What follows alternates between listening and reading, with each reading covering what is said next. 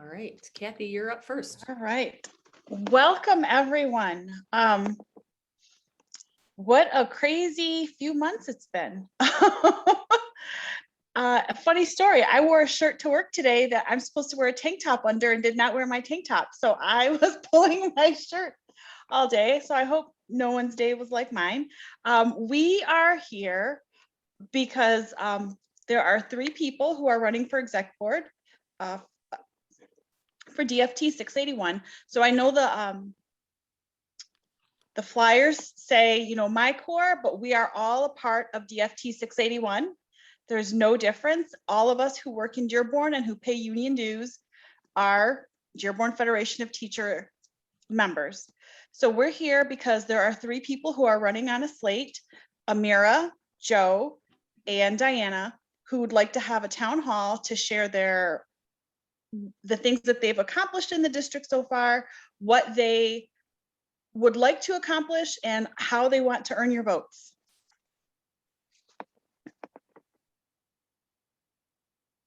Excellent. So my name is Nicole Hartrick, and I'm a band and orchestra director at 4 schools. And I'm also a lead organizer with MICORE, not only in Dearborn, but also in the statewide caucus. So I just want to clarify what MICORE is. As I said, we are a statewide caucus of rank and file teachers. So we include teachers from not only the lower peninsula, but also the upper peninsula of Michigan, all over the place. And we have 10,200 members in our Facebook group. That's the closed group, and 1,388 official members who signed up. And just to be very clear, as Kathy said, MICORE is not a separate union. We are a caucus, and we include members from AFT and MEA. We are very pro-union. We believe in strengthening our union. We believe in the power of the union. Our mission is that we are social justice educators. We're unionists. We're committed to creating schools and workplaces that advance economic justice, racial justice, and democracy. We call for equitable public education as a human right. We assert that the workplace rights of educators are an essential element of public education, and that the well-being of our communities in which our children live is as much of a part of our mission as the work we do in our schools. So it's not just about teachers, it's also about our kids, and it's about our communities. We're activists, we're focusing on strategy, and we know that when we fight, we'll win. And I'm going to drop this link in the chat if you're interested in joining. And basically, if you join, you are just going to be looped into all of our communications and what we're doing. And then moving on to MICORE Dearborn. This you might have seen in your mailbox, hopefully. This is our platform, and we believe in 100% union membership engagement. We believe that we can engage all of the members of our union. We believe that decision-making should involve everyone and be democratic, and that we are advocating for the common good within our communities.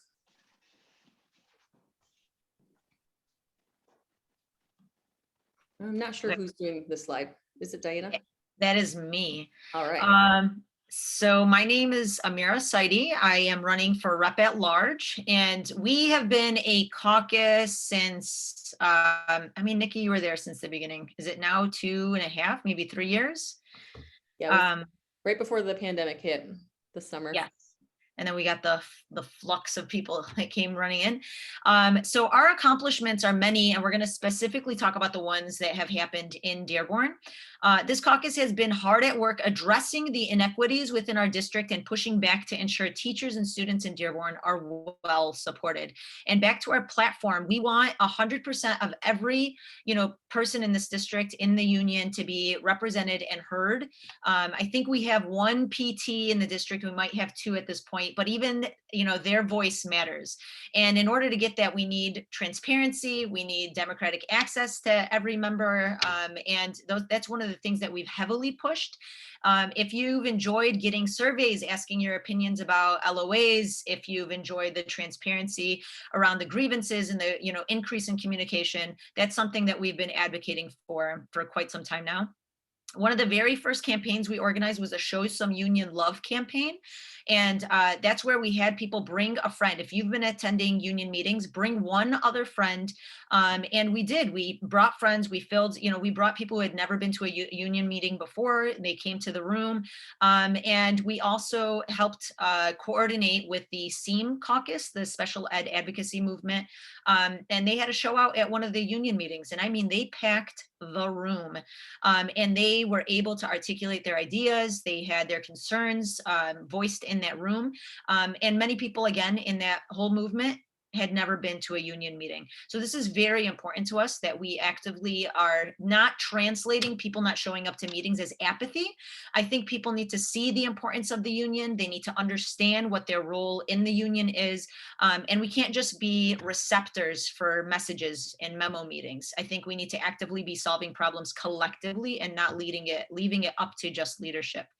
Some of the other, here's the list here, but I'll stress another one is, the big show out at the school board, October 11th. I cannot tell you how much work that took. It was weeks of planning, weeks of individually talking to people. And we showed up and we showed out. And we had over 70 people submit blue cards. We had people who actually came and spoke up at the podium. We shared our value, which we are demanding translates to economic compensation for our expertise. And let's see, do you guys want me to hit another one of these? Opening the Facebook page. There is 0 platforms for members across the district to talk to each other. And we started the MICORE Facebook page. It's called Dearborn Educators for Unions. And it's a place where people can talk to each other, can disagree with each other. We do want to hold people to a standard of respecting, having differing opinions, but we are not about toxic positivity. This whole idea that we have to just smile and, grin and bear it, it's no more. We can talk, we can disagree, we can, share our evidence with one another and have these disagreements. I think that toxic positivity often translates to just apathy, people tapping out. And I think we have a way to go in having these types of discussions and debates and back and forths. So the list is here. There's so much more that I can say, but I hope that you guys have felt the difference in the union and felt a sense of engagement. I think I'm in. Melinda, I think you're unmuted.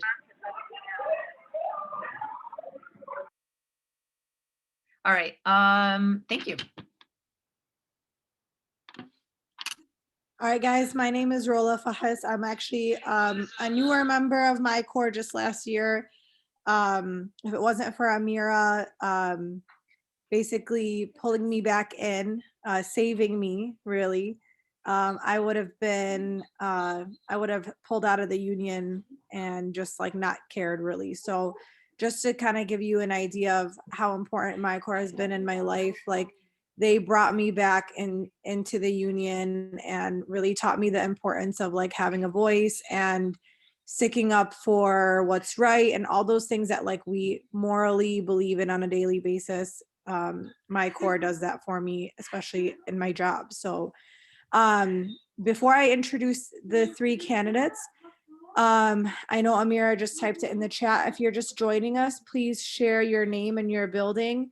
I am making a running list for our raffle.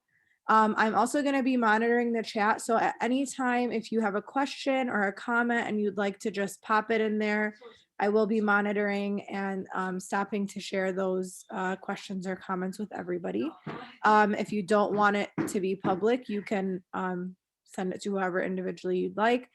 But I'm going to go ahead and I'm going to first start with Joseph Sickinator. He is running as secondary rep. I'm going to give him a chance to introduce himself and what he's all about. Hi, so as Rolla said, I'm Joseph Sickinator. I'm a teacher at Fordson currently. I've been teaching for about 8 years, although I started teaching in Dearborn at around the pandemic. I've always been like a strong believer in unions to improve workplaces. I started off teaching in charter schools and places with no unions, and seeing how badly you get treated at a place like that made me realize how important it is for a union to be not only present in the building, but also strong, like in terms of organization, and really making sure that teachers and other staff members' concerns are being not only heard, but acted upon. So when I came to Dearborn, the first thing I do when I join a district is join the union also. And so I joined the union, started getting involved. And if you go to union meetings, you may see me talking a lot. That's because I'm extremely passionate about making sure that we are doing all that we can, even in normal years. And the thing is like this election, we're coming up to a point where we are fighting for a new contract. And that's on top of all this like wild stuff that the district has done already that still has not been fully resolved. So like, it's like we're at an extremely critical time at this point. And that's why I'm running, because I want to help us make it through on top. Thank you so much, Joe. Yeah, Joe is definitely very active. He teaches me a lot on a daily basis too. So I really appreciate you running, Joe, and just being an amazing representative for us. I'm sorry about the background noise. Selma, you're right. Amira has been a savior for all of us. So thank you for putting that in the chat. And if you guys are looking in the chat, you can see Amira did post the Facebook link to the Facebook page if you'd like to join. So with that further being said, Amira, can you please introduce yourself for our crowd? Yes, my name is Amira Saidi. I worked in Dearborn back in 2008, 2009. I was at Fortson. Then I, worked in charter schools, private schools, definitely was butting heads throughout my time there without a union. And many people can tell you stories of like me defending students or defending my colleagues and having no right to due process. So as soon as I got back to Dearborn, I've never questioned it. I've always joined the union, but it was just something I was paying dues for and not really paying attention to. During my community organizing efforts, I had this vision. I was like, oh man, if we could have one teacher in every building kind of communicate issues that they're having, we could work around them. Somebody said, isn't that what your union should be doing? And I said, absolutely. So that's when I decided to become a building rep. I started at Etzel and now I'm a building rep at Salina Intermediate. I am definitely the type of person, Malcolm X is famous for the quote of like, I have never been a man of inaction. If I have believed in something, I've done something about it. And that's exactly how I've lived my life. If I believe in something, I'm going to do something about it. And I have jumped in headfirst deep into learning about the union. I have to say that I did not learn much from our current union leadership. The trainings weren't covering much. They were just telling us basically like, here are the things that people most typically get in trouble for, keep your people away from that. And I had learned from reading labor notes and from learning from other organizations and states and unions across different states that were way more powerful, and even ones that were neighboring districts like Detroit, even Crestwood, Hamtramck. I was learning from what they were doing by becoming a member of MICORE, which is a statewide caucus. And I immediately was like, we could be doing so much more in this district. I don't want to be a megaphone for just information that I'm regurgitating for my members that I could just send out in an email. I wanted to train. I wanted to talk about testing, over testing our kids that's taking away from our instructional time. I wanted to talk about the fact that teachers actually should have 0 of their preps being taken because this job already is an overtime job. It's not a full-time job, it's an overtime job. And we could be demanding these things, but we weren't. I think we were dealing with basic bread and butter issues. And we've even backed off of that because of this right to work legislation, which I think is often being used as an excuse for why we can't do things innovatively. So this is why I've decided to run. I think we could do things so much better. We have a ton of ideas. If you've joined a WhatsApp group, if you have, a rep who's become active or a new rep who's joined and has changed the culture of your school, that's been our work. We are activating, we believe, not from the top down, we are activating from the bottom up. Rank and file voices matter. And I feel like we at the top, the reps, the exec board need to be listening more and hearing more from you all. So that's why I'm running. Thank you so much. Thank you so much, Amira. Fatima, I agree with you. She's such a trustworthy person. So are Joe and Diana. I would trust them with everything. Before I introduce Diana, though, I noticed that the numbers of people who commented with their name and their building don't match with the amount of people that are actually in the meeting. If you guys could just pop your name into the chat with your building name, so I can get your name into the raffle, that would be great. And then without further ado, Diana, who has awesome glasses game, can you please introduce yourself? Hello, my name is Diana Goodhue. I am the building rep at Salina P3. I have been there for 5 years. I was a building rep my second year. I started being a building rep. I also came from a background of working in private schools and charter schools and constantly butting heads, constantly fighting with my admins for fair treatment, for fair pay. It was a constant battle. And then I moved to Detroit Public Schools, and I was actually and I got to see how a union that works together can get things done, because I was in Detroit when those sick outs happened. I lived it. I saw the whole thing. I saw it get organized. I watched how powerful union activism can be, and how a union that works together can really get things done. We went from being told we weren't going to get paid for weeks and weeks of our work to getting it completely rectified within like a 2-week period.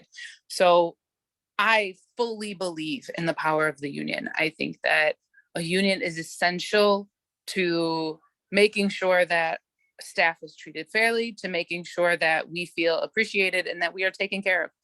And my goal, end of the day, as a building rep, as exec board member, is to make sure that our members are heard.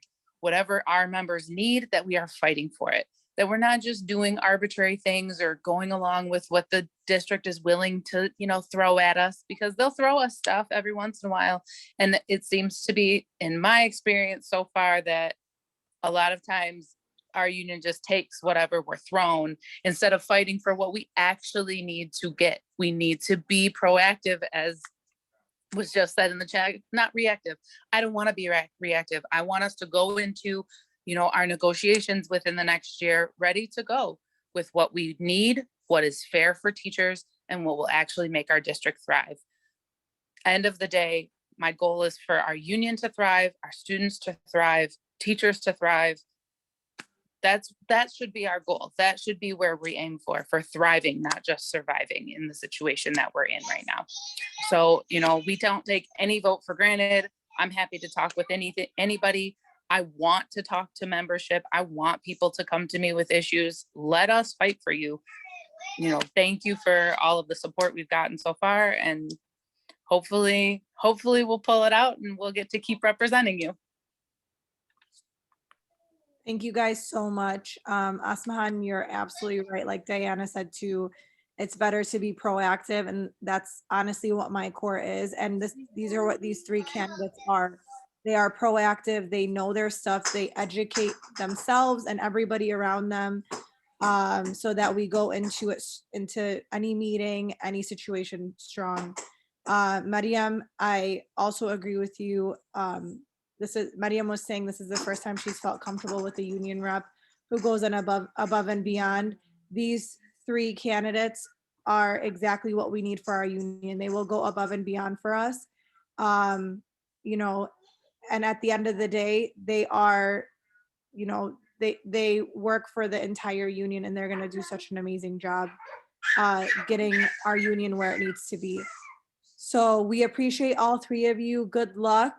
And we'll keep the meeting going.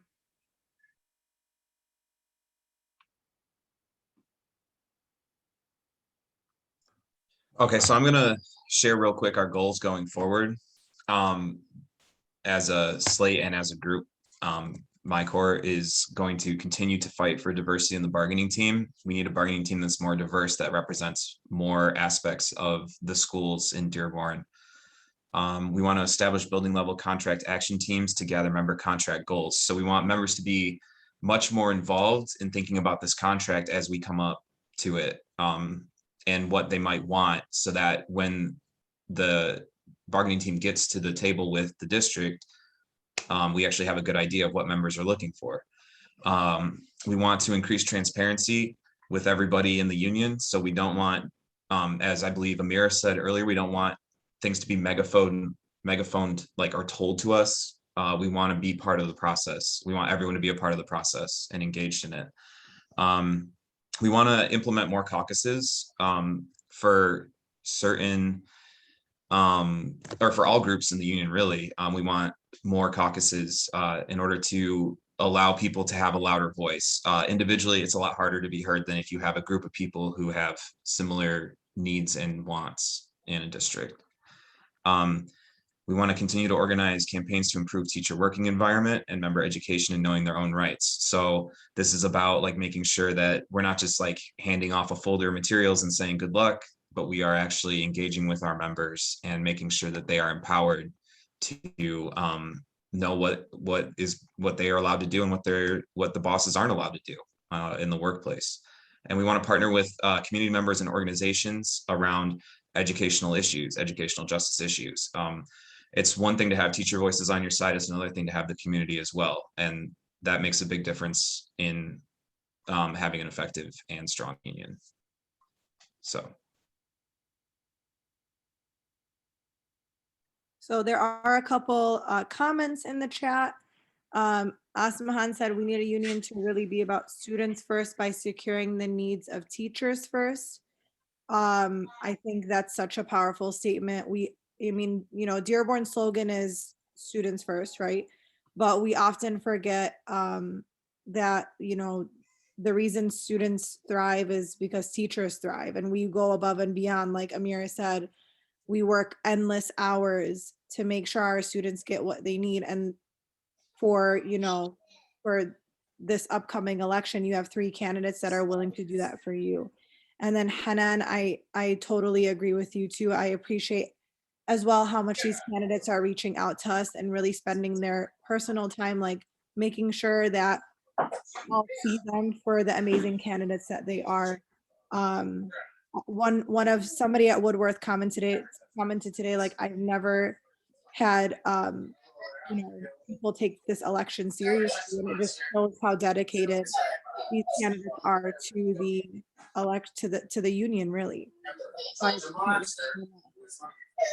I think that it's really important that we really push that narrative that teachers are the backbone of making sure that students are put first. The only way that students are put first is if we're able to do our jobs effectively and that we feel that we have agency in our jobs. If we don't have agency, if we don't feel like we have the ability to speak out about things, then students aren't ever going to be first, because people are going to be too scared to speak out, too scared to step up and go like, hey, that's not cool for my student, or that's not cool for us to be doing that as a school.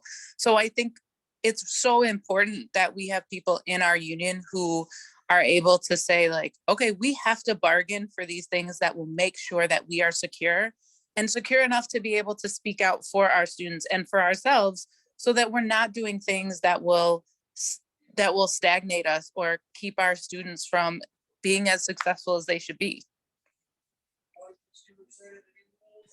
And I just want to add that I want a union that, you know, I don't want to say it terrifies, but let's say that the administration respects. And when I hear talking to individual members, because our flyer says no vote taken for granted, I am talking to every single teacher wherever I am able to see them, you know, playground, grocery store, car wash.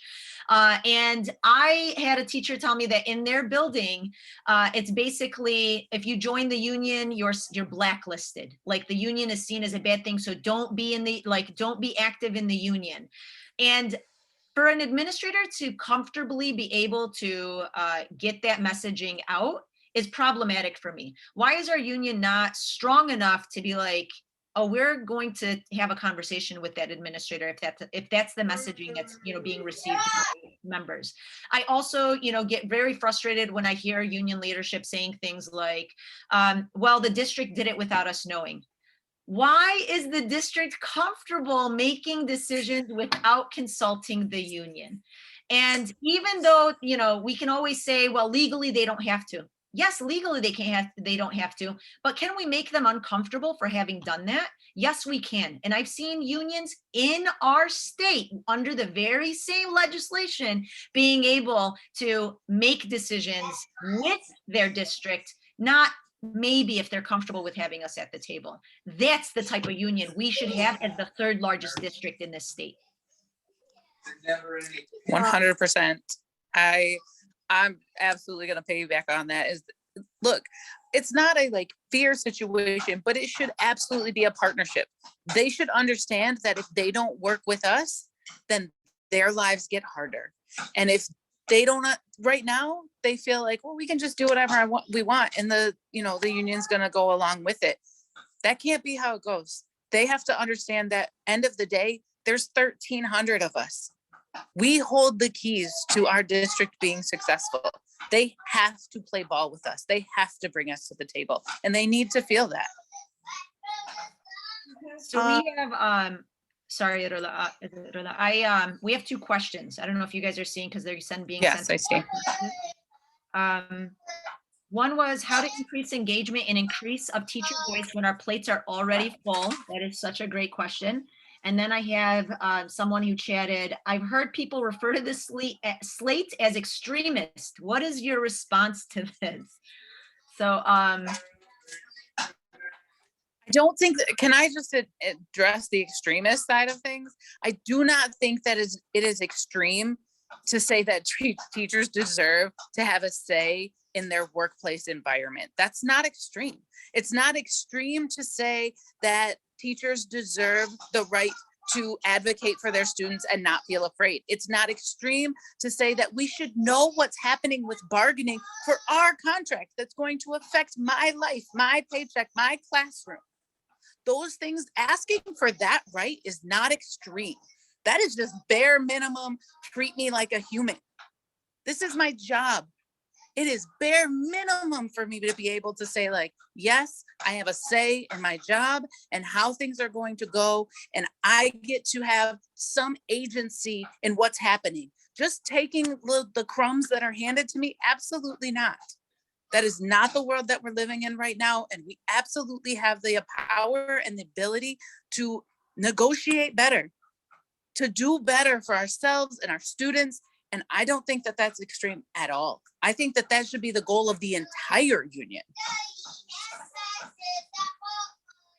Thank you. I would want to jump on the discussion about like, how do we engage more members in the union with their plates already full?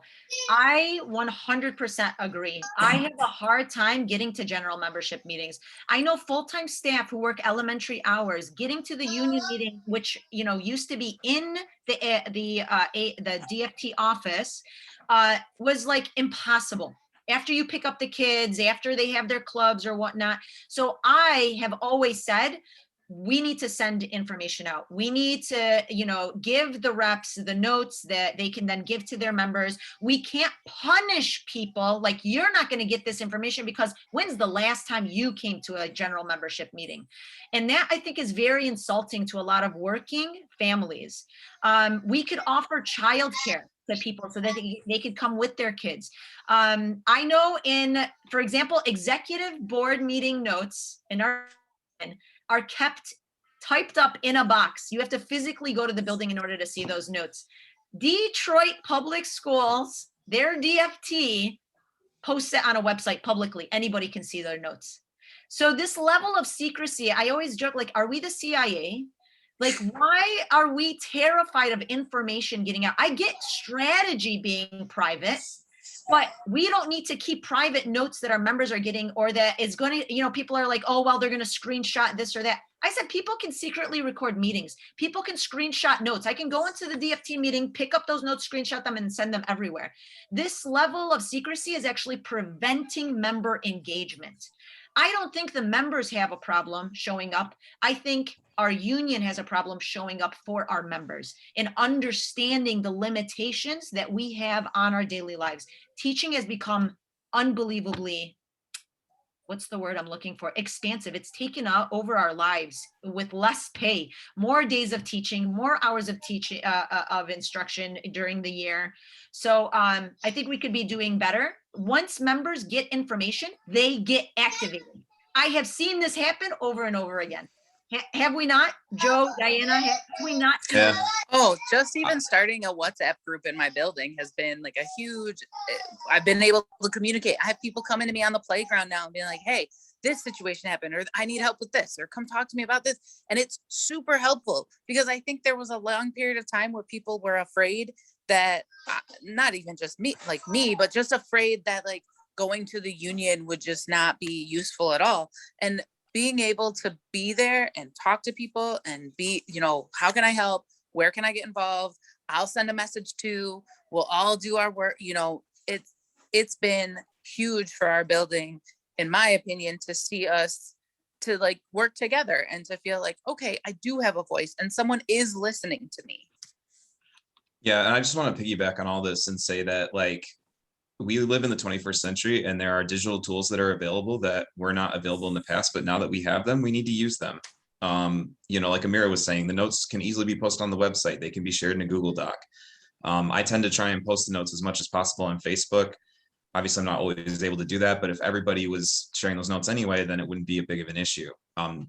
The other thing is that like, do we need to take up an hour's worth of time having a union meeting where it's just a megaphone? Or is there a more efficient way to run a meeting? Can we send out after the fact surveys that are actually with like meaningful choices to them, like meaningful types of feedback?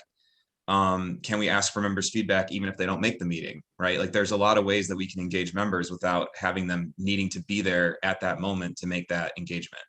So that's what I think is I agree. important. I think that the push that we've made for sending out surveys about things has been really helpful because I think it allows the people that want to be engaged but may not be able to make a meeting. Now you get a survey about whether or not, we want to accept that LOA, or, when with contract negotiations coming up, it should be something that goes out where you can list your top 5 things that you want to see on the contract and the things that need to be removed from the contract. Like those things should be going out. And that's our goal, is to push for those things, is to say like, hey, we can engage in ways that are virtual, in ways that are easy for members to just, send a quick survey or a quick email, and then we can actually acknowledge them and use that information. There is no reason that we are not engaging more people other than just pure laziness at this point. There's so many there's so much technology to make this easy to engage people in ways that they can feel like they're being heard without having to sit in a room all together. We're in the 21st century, man. So we're past that. We have to move along with the times. And I think we have to push for our union to do those things. And there's a great comment in here that says the increase of dues with only a small amount of people there to vote on it. And it's like, yeah, they had to increase our dues. But when you look at the reasons why they had to increase our dues, like because they made these, like, to be honest, quite irresponsible financial decisions without most of the membership knowing, like that's pretty wild to me that we're stuck in this place where we have to raise dues and we have to really be worried about DFT going broke because people weren't aware or engaged with what the union was doing. Like that's scary to me. So it's a great comment. So I actually raised that concern of like the way that dues were increased. I personally, I do read everything. And if it was ever mentioned, I totally missed it. I asked several other involved members, like, do you remember them mentioning they were going to increase dues? They weren't aware. There was no reason to increase dues at that meeting. We could have had a month that, discussed it with our membership, let them know it's coming, right? And I actually had a member leave the union. They refused to pay their dues because of the way that specific decision was made. They felt like they had no say, and it's more of, I don't know where my money is going. We've had so many people who have left they haven't pulled their dues. We have had some people who pulled their dues, but members who are complaining that what's the point of being active with the union? Like that, what do they get done? And that is very problematic for me to hear, like that people cannot list the things that our union has done. And I do say all the time, our veteran union members have fought for bread and butter issues. They have held the fort. And I think it's the playing field has changed. We need staff that are growing up with school debt that the other people that are at the top of the scale have never experienced. They're in a housing market that they have never experienced. There's a generational gap that is turning into a chasm. And I feel like our union isn't keeping pace with what this life feels like for people. And I know that people were caught for freezes and they've lost, probably tens of thousands of dollars over the lifetime of their career. And please, anybody who's like a veteran on the call, please jump out here. But I have heard from multiple people that's like, okay, even if we were to get an LOA and it benefits like this group or that group, some group is always left out. How can we make it so we're listening and making sure that we are benefiting every single member in our union equitably? I do feel for those people who were frozen for 5 years. That's a ton of money lost. I was not one of those people, but I want to fight like hell for those people.